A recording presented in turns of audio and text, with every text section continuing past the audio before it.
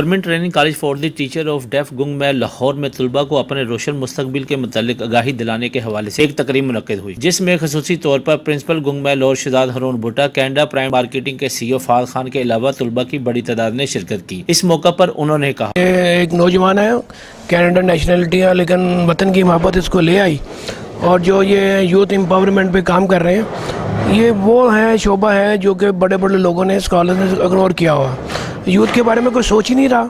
اور یہ وہ اتنی بڑی پاور ہے کہ اگر چائنا نے، جاپان نے ترقی کی ہے تو اپنے یوتھ کی وجہ سے کی ہے۔ ان کو گائیڈنس کاؤنسلنگ ہے ہی نہیں اس ملک میں کہ ہم لوگ شتر بے مہار کی طرح چلتے ہیں، ہمیں پتہ ہی نہیں ہے کہ ہم نے کرنا کیا ہے، ہمارے ٹیلنٹ کیا ہے۔ دنیا کی جو ہسٹری ہے، دنیا کی جو تہذیب ہے، سب سے پہلے اس خطے سے شروع ہے، جس کو ہم وادی سندھ کہتے ہیں۔ یہ وہ خطہ ہے جو زرخیز ترین خطہ ہے، اور سب سے قدیم جو تہذیب ہے یہیں سے جنم لی ہے۔ اور آج انہوں نے جو باتیں کی ہیں ہمارے یوتھ کے ساتھ، ہمارے اسٹوڈنٹ کے ساتھ، آؤٹ اسٹینڈنگ ہے، اور یہ موٹیویشنس انہوں نے دی ہے کہ آپ بیکار نہیں ہیں، آپ کام کر سکتے ہیں اس ملک کے لیے، اس قوم کے لیے۔ جو یہ ہمارا یوتھ ہے، جو کہ دنیا میں سب سے بڑا